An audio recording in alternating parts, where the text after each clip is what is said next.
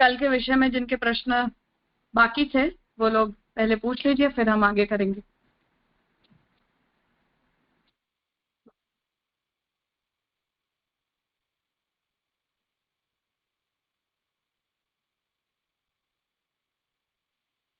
हाँ बोलो।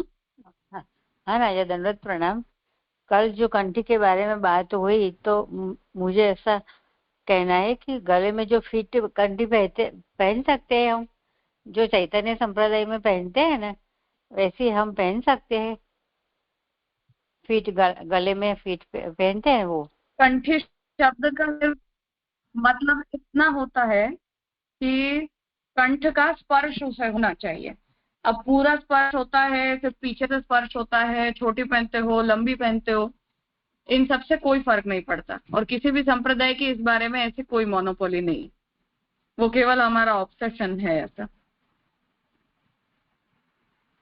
जी राजा, मैंने ऐसे पूछा, इसलिए पूछा कि मुझे ऐसा हम छोटे पसंद है थे तो ऐसा हम लोग पहनने ऐसे के। ही कंठी पहनते थे, जी क्योंकि वो झुकी हुई होती है तो टूट जाती है या हाथ में फंस जाती है।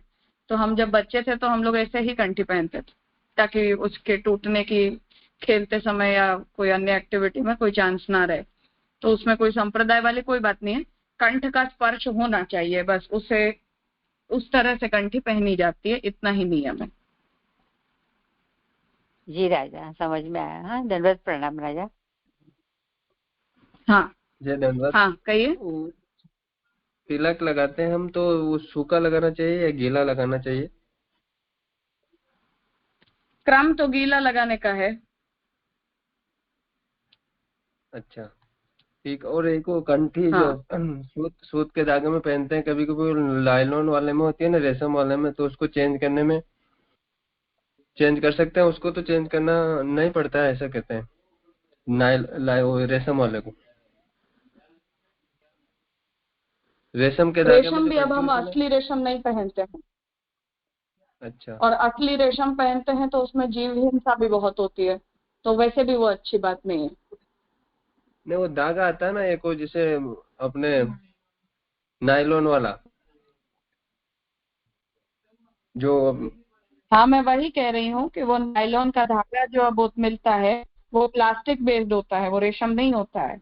असली हाँ रेशम जो होता प्लास्टिक। है, पहली बात कि वो बहुत महंगा होता है, दूसरी बात कि वो करने में जीव हिंसा भी बहुत होती है। तो जब हमारे पास दूसरे विकल्प उपलब्ध हैं तो उन विकल्पों को हमें चुनना चाहिए, बजाय कि ऐसी हिंसा वाली प्रवृत्तियों को हम बढ़ावा दें।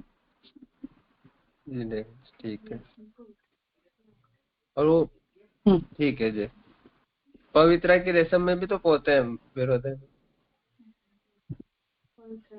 हाँ पर पवित्रा वो में जो जितना भी रेशम। रेशम हम खरीदते हैं ना वो सारा, वो सब हाँ नकली रेशम होता है, ये कुछ भी असली रेशम नहीं होता है, आर्टिफिशियल है वो। ठीक है। ठीक है।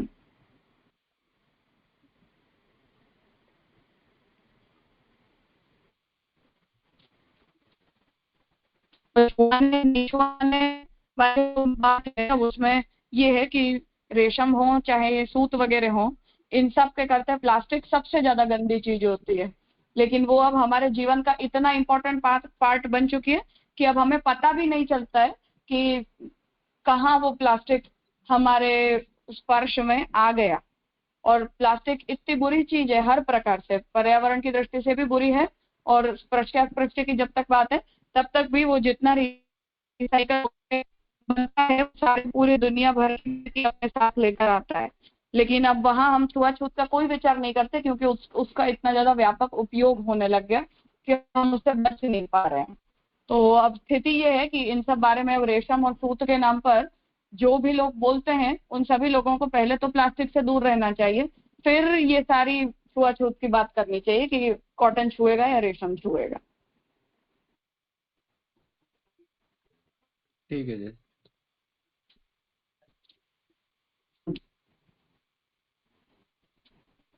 हाँ सही है।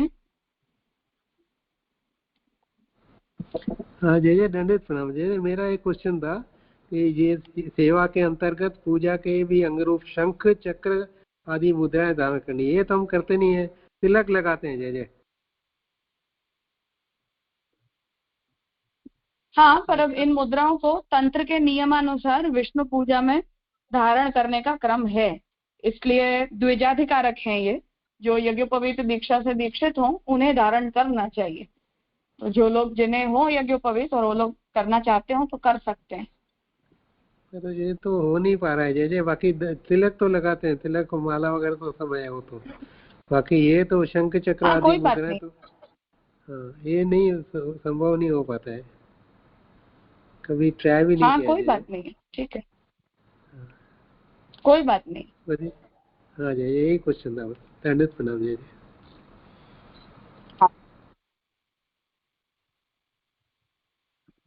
हाँ, मोहित जी कहिए। हाँ हाँ जी दंडोत। पूछ रहा था कि जैसे मंगला में तुलसी पधरा सकते हैं, दूध में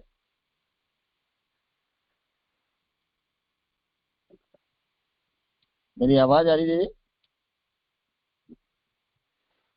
हाँ, आ रही है। दंडोत। अरे मैं पूछ रहा था कि जैसे मंगला में तुलसी पधरा सकते हैं, दूध में, माखन मिश्री में। राजभोग में अपन राजभोग में तुलसी जी इसलिए पधराते हैं क्योंकि तंत्र पूजा में देवता के प्रति अर्चन के जितने भी अंग होते हैं उनमें नैवेद्य अर्पित करना पूजन का एक अंग है। तो राजभोग में जो हम भोग धराते हैं वो नैवेद्य पधराने का क्रम होता है, इसलिए तंत्र के नियम के अनुसार हम उसमें तंत्र के उपचार करते हैं जिसमें शंखोदक है, धूप, दीप और तुलसी जी का क्रम होता है।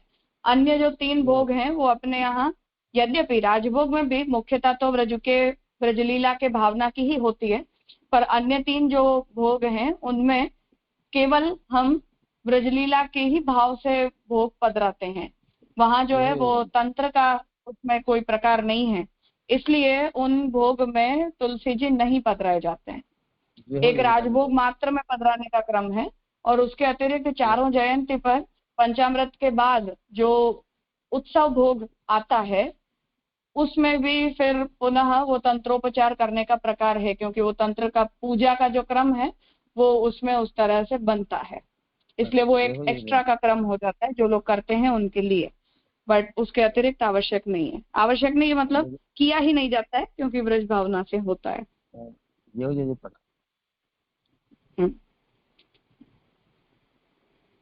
हाँ बोलो इंदुबेन। हाँ राजा दंडवत प्रणाम। राजा આપણે કાલે વાત થઈ કે ભાગવતમાં પેલા 6 અધ્યાય મહાત્મ્યના છે તો આપે બતાવ્યું કે એ તો બધા કર્મ માર્ગે જ્ઞાન માર્ગ એ લોકો માટે કે બીજા માટે છે જે સકામતા વાળા। તો રાજા આપણે જ્યારે ભાગવત વાંચીએ તો આપણે વાંચવાના કે છોડી દેવાના? એ મને ઘણા વખતથી આ સવાલ હતો। छोड़ने की कोई आवश्यकता ही नहीं है। पुराण है तो वो पुराण का भाग है और भगवान जिन लोगों को उस प्रकार का फल प्रदान करना चाहते हैं उन अधिकारियों को उस प्रकार से फल देते हैं, तो वो एक प्रकार की व्यवस्था है, उसे छोड़ देने की आवश्यकता नहीं है, पर वो हमारे लिए नहीं है, बस इतनी बात है। अच्छा, એટલે વાંચવાના બરાબર। हाँ बिल्कुल। ભાગવત શરૂઆત ચાલુ કર્યું તો પહેલી વાર તો મને ખબર નહોતી, વાંચતી હતી, પણ બીજી વાર મેં છોડી દીધા અને પછી બીજી વાર ભાગવત કર્યું। એટલે ઘણા વખતથી અમારો पर अधिकार अनुसार है, शास्त्र है तो हर प्रकार के अधिकारियों के लिए सारी बातें वहां भगवान बताते हैं, तो जो जिसके लिए उन्हें वो ग्रहण करना चाहिए अपने लिए। हाँ भले। हाँ राजा दंडवत।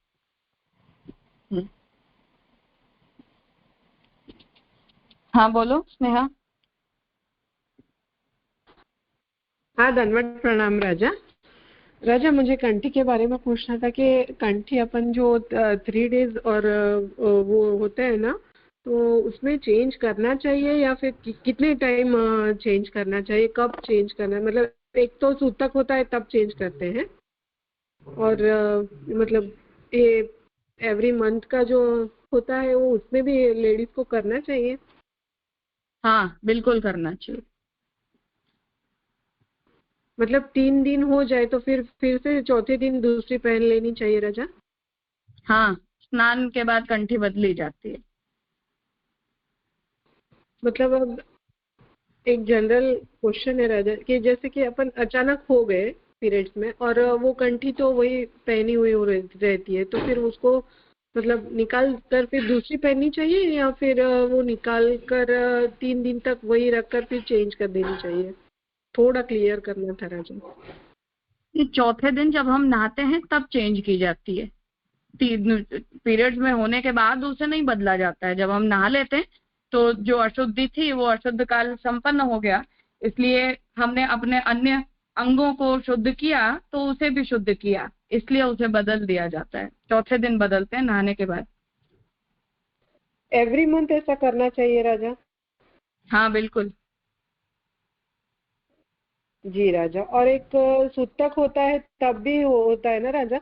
मतलब 16 दिन के बाद पिंडरों ग्रहण सभी में किसी मुसलमान का सीधा स्पर्श हो जाए तो, किसी सूतकी का सीधा स्पर्श हो जाए, किसी पीरियड्स वाली स्त्री का सीधा स्पर्श हो जाए तो हर स्थिति में बदलना होता है।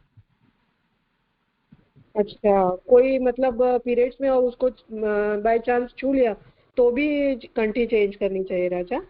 हाँ तब भी, किसी सूतकी को छू लिया तब भी, चांडाल का स्पर्श हुआ तब भी, स्मशान जाकर आए तब भी, पिंडरू वाले को छू लिया तब भी, किसी मुसलमान को या किसी क्रिश्चियन का सीधा स्पर्श कर लिया तब भी, किसी शूद्र का सीधा स्पर्श हो गया तो भी, हर स्थिति में। जी राजा, हुआ राजा क्लियर। हाँ स्वाति बहन। हाँ धन्यवाद प्रणाम राजा। आपने जो कंठी के बारे में बताया ना राजा कि कंठ का स्पर्श होना चाहिए, तो जैसे अपन तिलक को ठाकुर जी के चरणारविंद स्वरूप समझते हैं, तो कंठी में ठाकुर जी के कोई अंग का अनुसंधान है या फिर अपनी दीक्षा का ही स्वरूप और भगवत संबंध ही समझना? भक्त संबंध है। ठाकुर जी जो है उन्होंने तुलसी जी को जो स्थान दिया वो स्थान ये है कि तुलसी जी के स्पर्श बिना की वस्तु का विष्णु अंगीकार नहीं करते। तो जो भी वस्तु को तुलसी जी का स्पर्श नहीं हुआ वो ठाकुर जी के उपयोग लायक नहीं रहती है। तो हमारा जो शरीर है वो ठाकुर जी को अर्पित है, इसलिए उस शरीर के साथ भी तुलसी जी का संसर्ग होना आवश्यक है, तब वो विष्णु के विनियोग के अनुरूप बनता है। जी राजा। और हाँ। फिर कंठ स्पर्श का कुछ महात्म्य यानी सिग्निफिकेंस एग्जैक्टली राजा? नहीं मतलब ऐसे जनोई की तरह पहन लो, कोई हाथ में पहन लो, तो वो अच्छा। तरीका बताने के लिए कि उसे गले में पहना जाता है। हाँ राइट राइट जी। आजकल वो स्त्रियां मंगलसूत्र हाथ में पहनती है ना, नया फैशन है, तो वैसा सब कंठी के साथ खेल नहीं हो जाए इसलिए जी राजा, इसलिए जगह बचाने के लिए। Okay okay. हाँ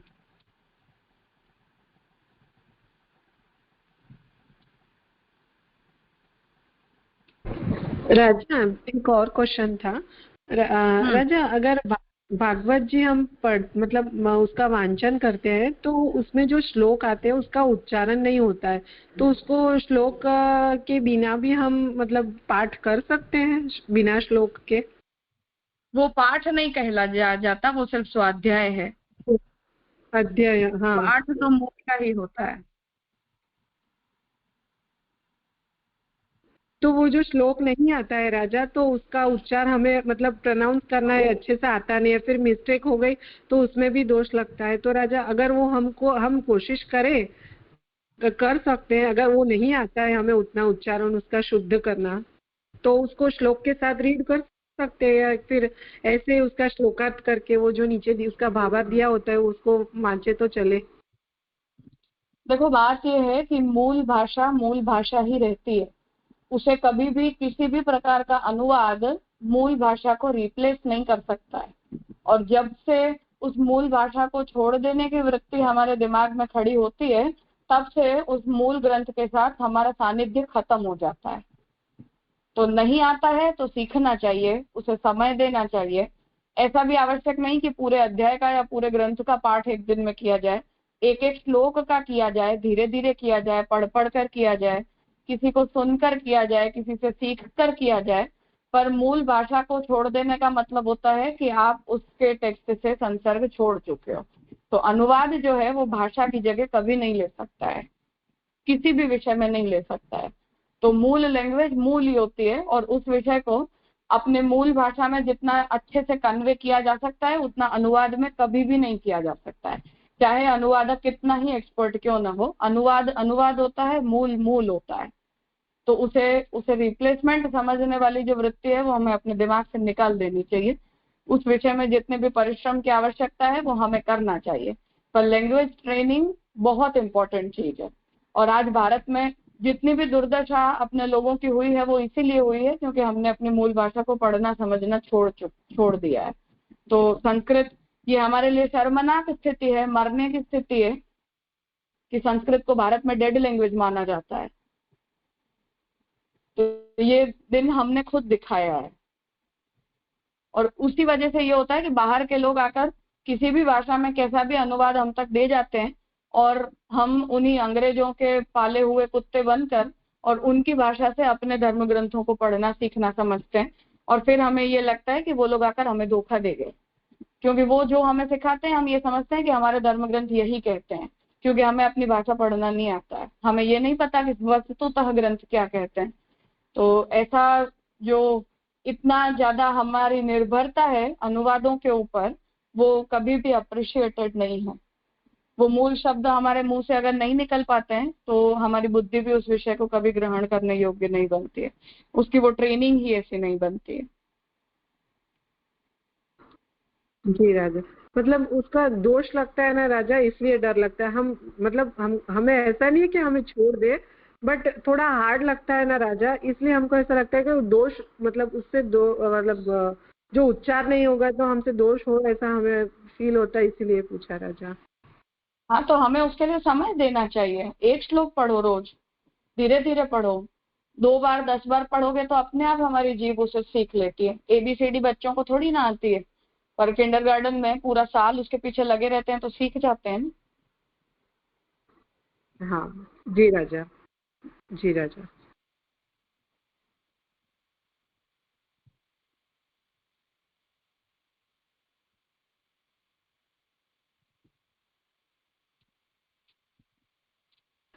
और राजा मुझे है ना थोड़ा सेवा के बारे में जानना था राजा, कि क्रम कैसे, मतलब अब ठाकुर जी को मंगल भोग धराते हैं तो उसमें कलेऊ होता है और मतलब जो भाव से अपने भाव से जो धराना चाहिए वैसे होता है, या फिर ऐसा मतलब क्रम होता है उसका भी कि नहीं, इसमें ये सब चीज आनी चाहिए। मतलब अभी राजभोग में तो हम सकड़ी भोग आते हैं और फिर मंगला में दूध और उसके साथ कलेऊ और उसके साथ कुछ एक्स्ट्रा चीजें उसमें इन्वॉल्व कर सकते हैं। कैसा क्रम होता है राजा, मतलब मंगला से लेके पूरा शयन तक, मतलब अपने भाव से अपने हिसाब से करना चाहिए या फिर जो क्रम है उसके हिसाब से?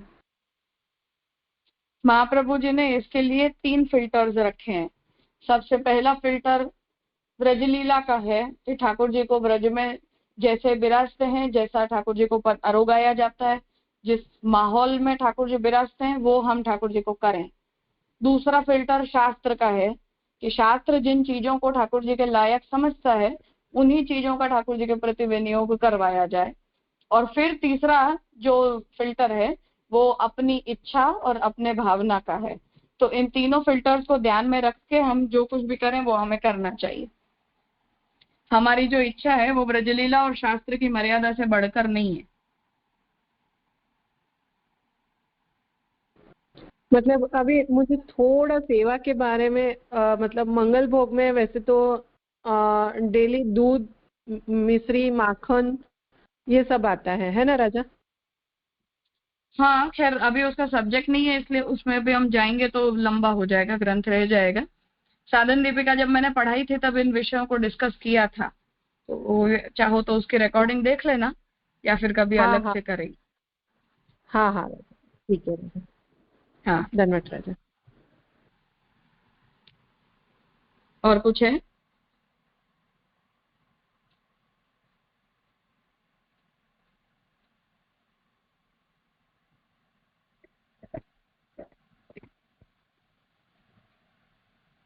ठीक है, तो तिलक माला का विषय हमने किया था। आज जयंती व्रत को लेके श्री हरिराय जी आज्ञा करते हैं।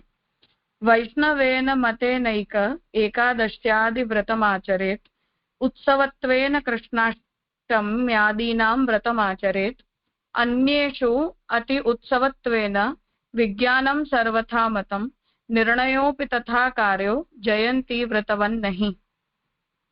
एकादशी आदि व्रत वैष्णव मतानुसार ही करने, दशमी का वेद न आए इस प्रकार एकादशी व्रत करना, यानी दशमी 55 घड़ी उपरांत एक पल भी यदि अधिक हो तो उस एकादशी के दिन व्रत न मानकर द्वादशी के दिन व्रत मानना।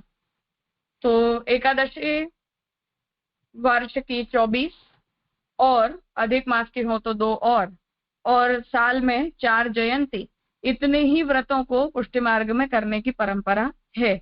इनके अतिरिक्त अन्य कोई भी प्रकार के व्रत का अनुष्ठान या व्रतोपवास अपने संप्रदाय की प्रणाली में करने निषिद्ध हैं, उन्हें नहीं करना चाहिए।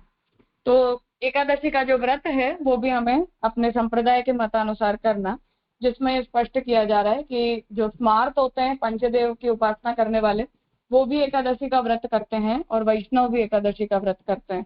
तो जो स्मार्त एकादशी होती है उसमें दशमी के वेद का निषेध नहीं है, परंतु वैष्णव एकादशी में दशमी का वेद निषिद्ध है। अर्थात जब सूर्य उदित होता है, वो यदि दशमी के काल में सूर्योदय होता है तो उस दिन आधे दिन की एकादशी का जो व्रत पड़ता है वो वैष्णव परंपरा में नहीं किया जाता है, स्मार्त परंपरा में किया जाता है।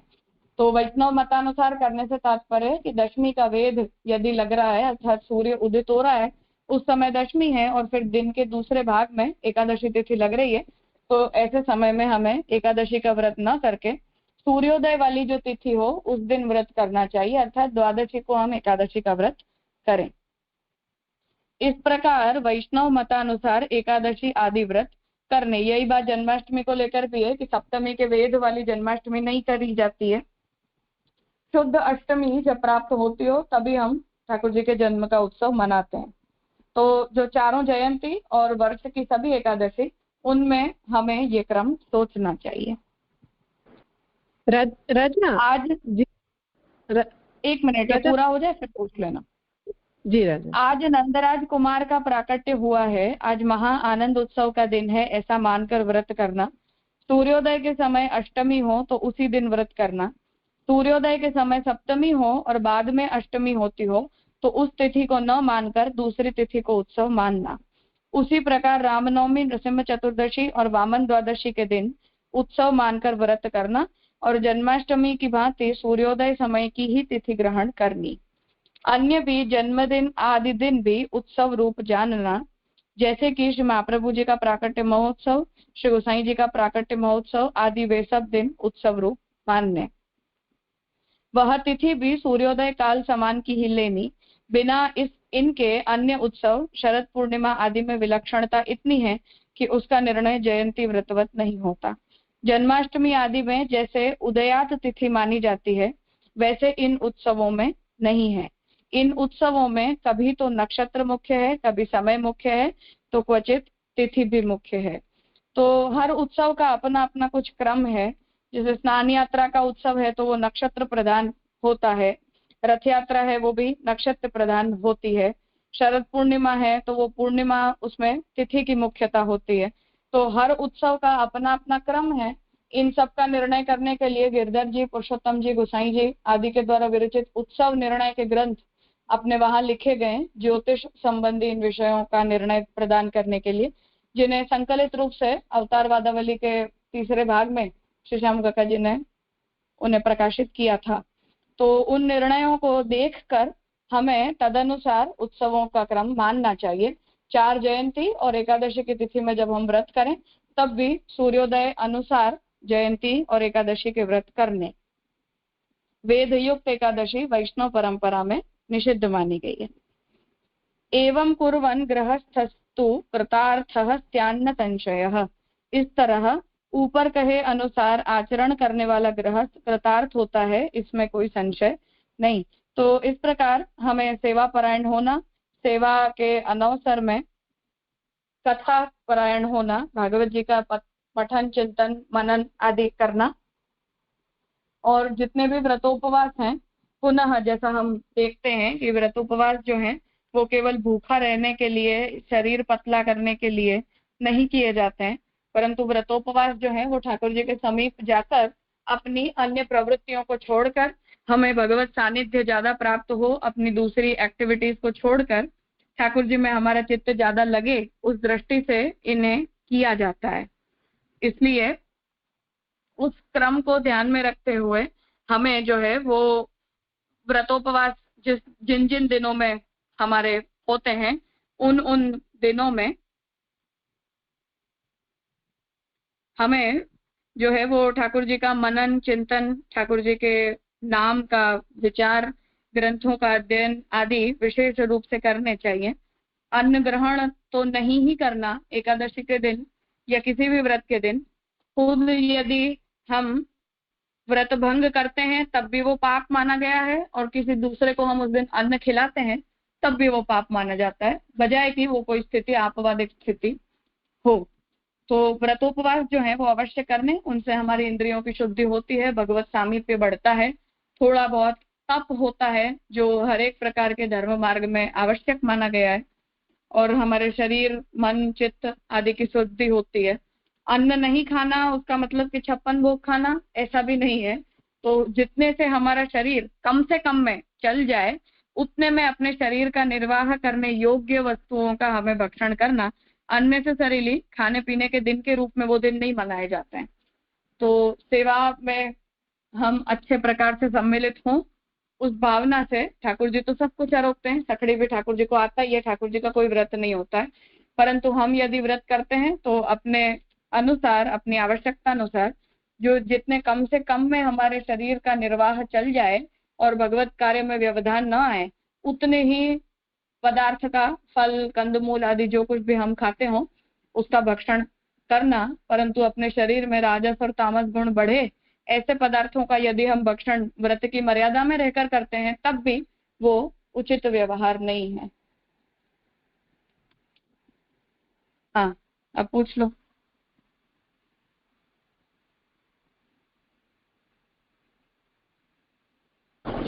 हाँ राजा, मुझे हुआ क्लियर। ओ वेद मतलब जो 2 11 और उसमें बताते हैं ना राजा, 2 11 आती है हर बार के, मतलब इसमें, इसलिए आपने बताया कि वेद के पहले जो 11 होती है वो वेद की होती है, बाद में वो हमारी, मतलब ऐसा ही ना राजा?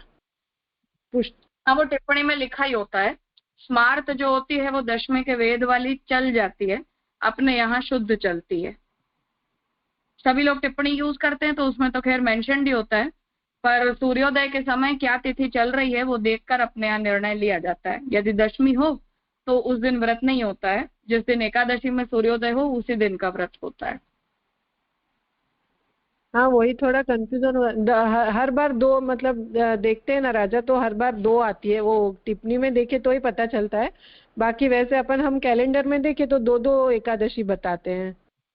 हाँ, वो इसीलिए क्योंकि जो पंचदेव उपासक होते हैं उनके लिए वो निषेध नहीं है, इसलिए।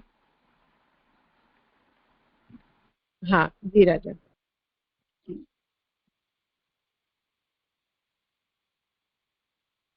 हाँ, कहिए। हाँ, जय दंडवत। मेरा प्रश्न ये था कि व्रत हमारा होता है, ठाकुर जी का व्रत नहीं होता, तो उस दिन ठाकुर जी को जो सामग्री आना है वो तो रेगुलर आ रही है तो आएंगी, तो ठाकुर जी के आरोगने के बाद वो प्रसाद हो गया, तो क्या प्रसाद ले सकते हैं? क्योंकि प्रसाद को प्रसाद ही माना गया है और अधरामत भी कहते हैं, तो क्या वो ले सकते हैं? तो व्रत के लिए हम जो कुछ भी खाएंगे, कंदमूल आदि भी, वो भी तो ठाकुर जी आरोगेंगे ही, वो अन्न प्रसादी तो हम नहीं खाएंगे, तो वो भी अधरामृत ही हुआ।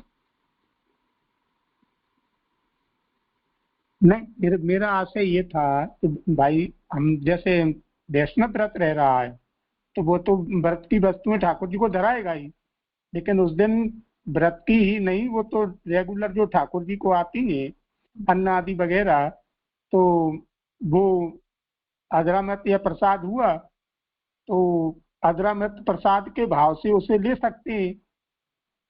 मेरा प्रश्न ये। जिसकी जैसी भावना, जिसे उसमें स्वाद बुद्धि न आती हो और शुद्ध प्रसाद बुद्धि बनती हो, वो व्यक्ति तो विलक्षण कोटि का है, उसके लिए तो कोई विधि निषेध नहीं होते हैं, पर सामान्यतया नहीं ले सकते हैं। कीजिए।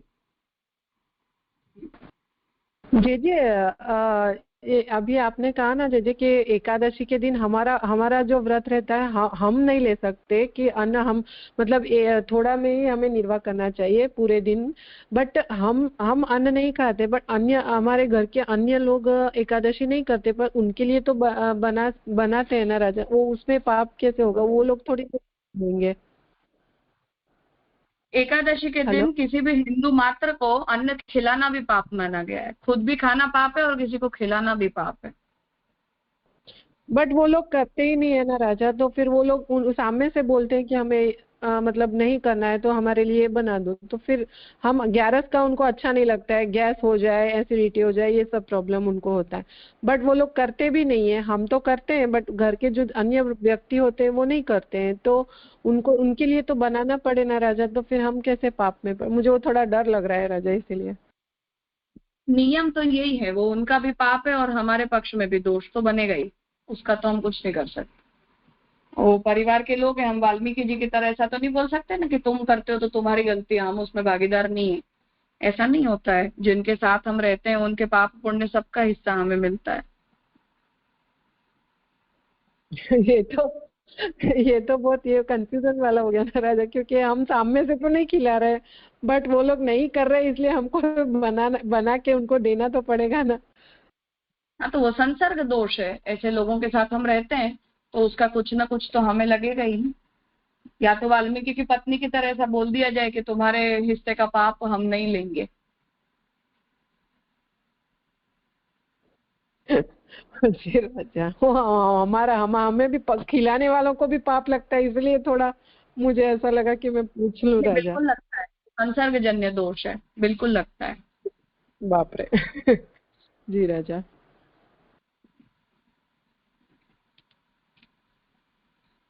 ठीक है, तो आज यहाँ रखते हैं और जो प्रश्न है उन्हें हम नेक्स्ट वीक ले लेंगे।